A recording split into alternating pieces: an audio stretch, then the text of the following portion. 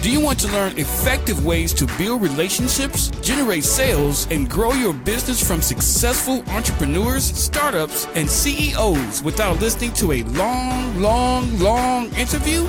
If so, you've come to the right place. Gresham Harkless values your time and is ready to share with you precisely the information you're in search of. This is the I Am CEO podcast. Hello. This is Gresh from the I Am CEO podcast, and I have a very special guest on the show today. I have Dr. Barry Pierre of Pierre Medical Consulting. Dr. Barry, it's awesome to have you on the show. First of all, thank you for having me. No problem. Thanks for being on the show, and looking forward to having you on. And I wanted to read a little bit more about Dr. Barry so you can hear about all the awesome things that he's doing. And Dr. Barry Pierre is the founder of drbarrypierre.com. He's the CEO of Pierre Medical Consulting and a Board Certified Internist who hosts the weekly podcast, The Lunch and Learn with Dr. Barry, and the video series, Empower Yourself for Better Health. As a physician, he realizes that his passion was helping others live the best and healthy lives they could, but understood that this one-to-one interaction with patients in the office wasn't going to be enough. It's why he stepped out of the clinical walls to bring the masses the health information they needed to live their best lives. Dr. Barry, are you ready to speak to the IMCO community? I love it. So it's so funny. Every time I hear the audio, I'm like, wow, I guess I am really doing it. It puts everything in light when you can hear yourself, hear all the awesome things you've been doing. So I wanted to kick everything off by hearing about what I call your CEO story, and we'll let you get started with your business. So I think when I first started out, of course, as a physician, most of us kind of have our career kind of like set in line for us, right? You know, you go to school, you do what you need to do, and you become a doctor, and then it's kind of there. But what I realized very quickly, and I really think having a background in public health as, you know, my spearhead, that I realized I wasn't helping enough people. And even though I was taking care of my patients loved me, they were doing well, I always used to feel like, well, yes, I can take care of the person in front of me, but what about their mom? What about their aunt? What about the person who doesn't have the opportunity to see me or doesn't have the ability to even come to the doctor's office? What am I actually doing? Especially if my goal is, you know, wanting to care and save people. Like, what am I actually doing for those people? And I think that was my big driving force that kind of spearheaded. I like to call it my side job, but it's something where I talk to everybody instead of really focusing on the one person. Yeah, that makes perfect sense. And a lot of times, because there's all this technology that's out there, you can definitely get your message out to so many more people with all this technology and all these tools like podcasting and blogs and websites and everything. It's up 24/7. Anybody can look at it anytime. So when you have a message, when you can make an impact, that's truly a great way to do it. Definitely. And I think as a physician, you know, our being really is wanting to take care of as much people as we can. And we've gotten the ability now with social media and with the internet to do so. So I thought it was only right that I really kind of spearheaded and, you know, took it really to the next level. Yeah, absolutely. So I wanted to drill down a little bit deeper. Could you tell us how you're taking it to the next level? Tell us exactly what you're doing to kind of support the clients you're working with. Sure. So I first started out, I was just blogging. It was something that I started doing as a medical student where I would just blog. I'd do a weekly blog and I would just talk about just general, you know, life habits as a medical student, and it grew as a medical resident and even grew as an attending. And once I started getting traction and I started realizing a lot of people like reading the blog, I would get a lot of people say, hey, man, I love reading it, but can you do some video, right? Because I like watching video as well, too. And at that time, YouTube really started blowing up. So I actually started this, my Lunch and Learn series, where every Tuesday and Thursday, I would actually, during my lunch break, because again, you know, as a physician, you don't get that much time, but you got to focus on it. Yeah. During my lunch break, I would actually focus on different health topics that I knew my patients had questions about, but a lot of times they never had the time to really ask their doctor, which was unfortunate, right? You know, you get to 15 minutes and then you're out the room. So I would spend an hour, sometimes an hour and a half, just having live sessions, talking to whoever was on. At this time I was using Facebook, whoever was on to really try to drive home that message. And then it speared on to, like, people say, hey, I love the audio. I mean, I love the video. Like, can I get an audio version as well, too? So then I was like, okay, I guess I got to do a podcast as well, because they'd be like, I love watching video, but sometimes I don't have the time, right? And again, like I said, patients, they're busy, they're working, they're doing, their life is just happening, right?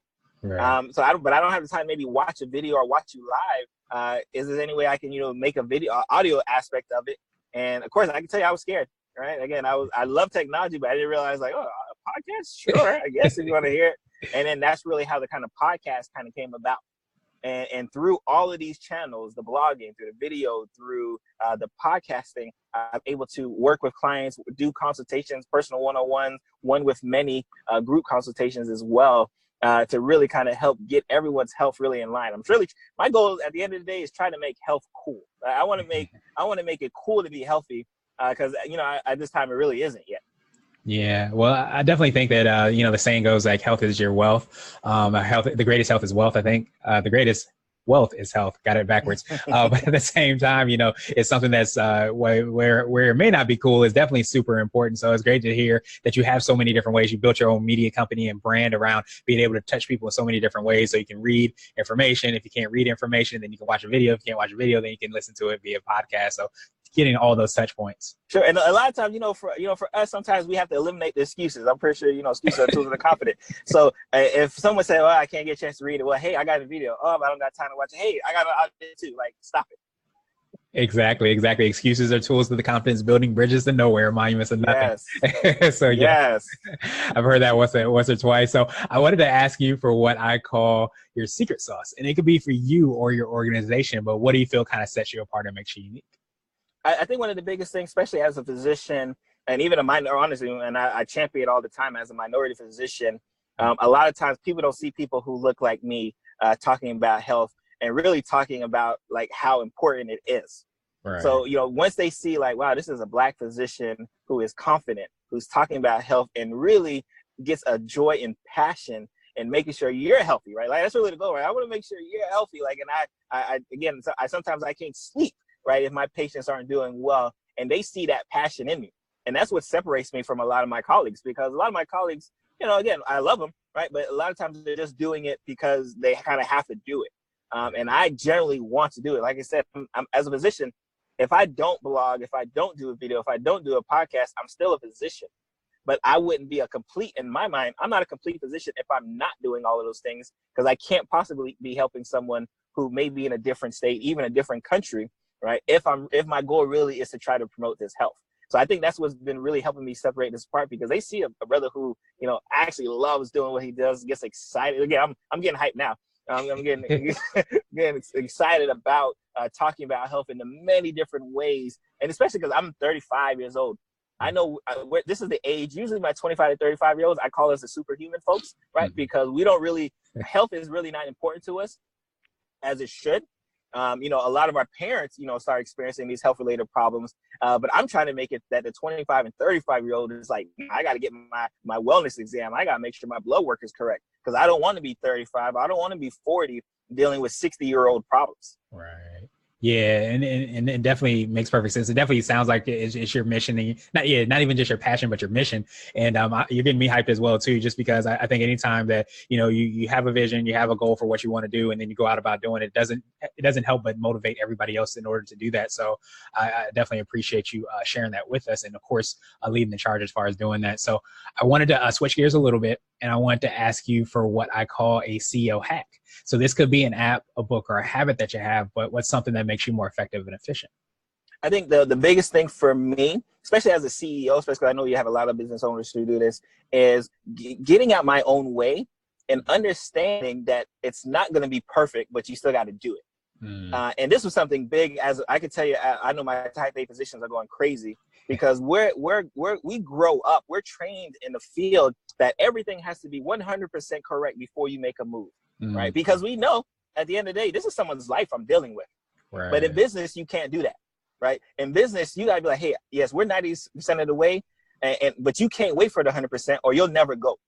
I know a lot of business folks. I have a lot of physician friends who follow me who want to do what I'm doing, but because the lighting isn't, like, I'm in my car right now, right? So the lighting isn't correct. They don't got a good backdrop. All of these things here, they won't do it at all.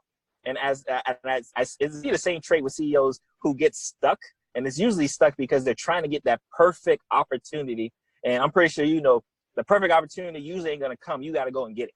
Yeah. So get out your own way, understanding that yes, you're gonna make some mistakes, but don't look for the perfect opportunity. Look for an opportunity that you will make perfect.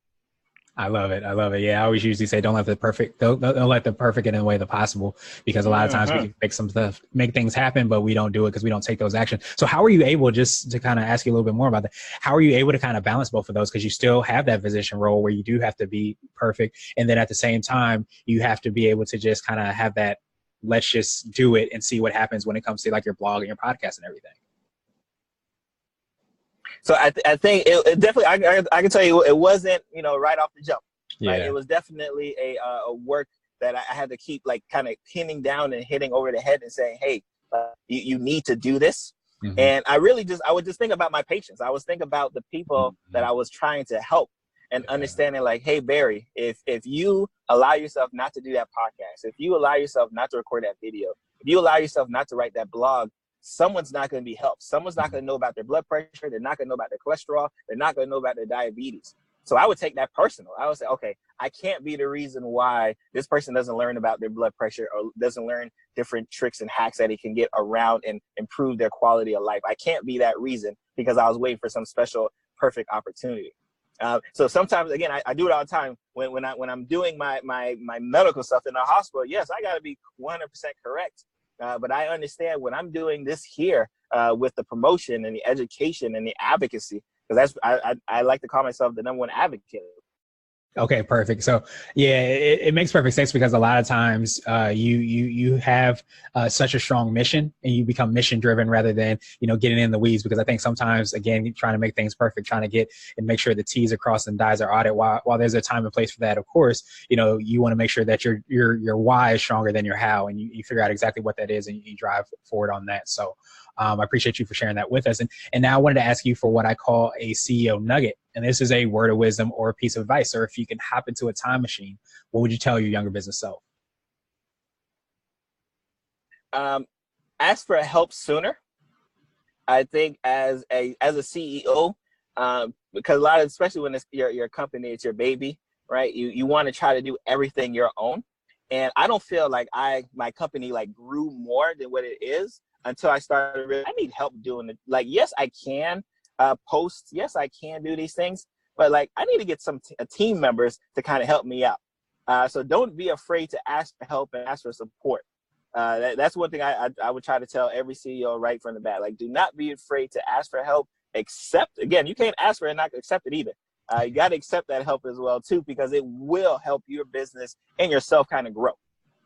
Yeah, absolutely. I always say success is a team sport. So you got to make sure that you have that right team in place, and you got to be able to ask for something, because very rarely will you get something unless you ask for it. And then when you get that yes, you got to make sure that you're accepting it too. You're not pushing that person away when they're trying to help you, because sometimes we'll want to do that because we will be our superhuman selves sometimes and try to tap into that. So now I wanted to ask you my absolute favorite question, which is the definition of what it means to be a CEO. And we're hoping to have different quote unquote CEOs on this show. So Dr. Barry, what does being a CEO mean to you?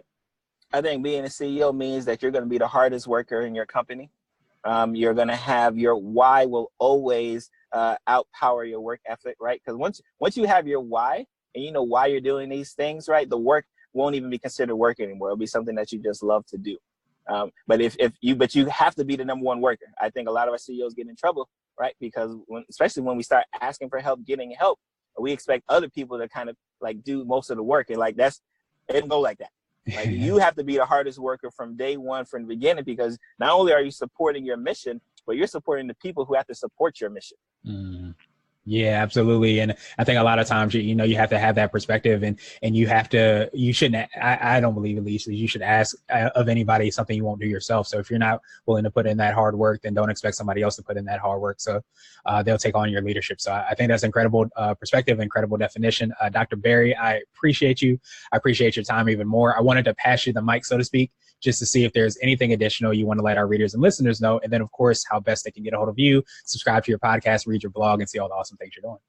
Perfect. So I think especially as a CEO who's still in the mix, right? Still, working to get better, understanding that a community like this, right, where you have CEOs from different industries, and don't think that because I'm in the health, I can't help you because you're in your marketing or you're in a business. Like understanding that a lot of us are in the same business. A lot of us will have the same traits that will make our businesses better, but we just have to listen. And so I love these opportunities. I love a show like this because it brings us together. Because a lot of times, you know what? A lot of times, this is a lonely road. People can tell you this, but this is a lonely road that we need to, that sometimes less travel. And because it's less travel, we need that support. So I love this opportunity, to talk to others and make sure we're all kind of doing the same thing, because that's our goal. Our goal is to help each other out and help the world. Yeah, absolutely. Because we all have our mission. So you want to make sure that you're in line with doing that. And for those who want to follow me again, again, as a CEO hack, again, I am Dr. Barry Pierre. So my website is actually drbarrypierre.com. You can find me on Facebook, Twitter, Instagram. Let me see. I think I'm on Snap. I'm at any social media site. I'm at Dr. Barry Pierre. Again, if I could give a nugget, make sure you lock down your username for everywhere you go. So that'll be a little extra as well too. But again, I frequent Instagram. I frequent Twitter. I love answering questions. I have a Facebook group as well too. But again, just go to the website, drbarrypierre.com. You'll see you can hop on a listserv. I love sending out information. I talk about the podcast. I talk about health-related topics because again, we're getting old one way or the other. You might as well get old and healthy while you're doing it. Absolutely. And just like you said, one of those CEO nuggets is making sure that you're easily found. So one of the ways you can do that is make sure you have the same handle. But to make things even easier, I'll make sure to have the links in the show notes as well, so that everybody can just click through and follow up with you everywhere. But Dr. Barry, appreciate you, appreciate your time, appreciate your mission, and I hope you have a phenomenal rest of the day. Thank you for listening to the I Am CEO podcast, powered by Blue 16 Media. Tune in next time and visit us at IAM418.co. I Am CEO is not just a phrase, it's a community. Be sure to follow us on social media and subscribe to our podcast on iTunes, Google Play, and everywhere you listen to podcasts. Subscribe and leave us a 5-star rating. Grab CEO gear at www.ceogear.co. This has been the I Am CEO podcast with Gresham Harkless. Thank you for listening.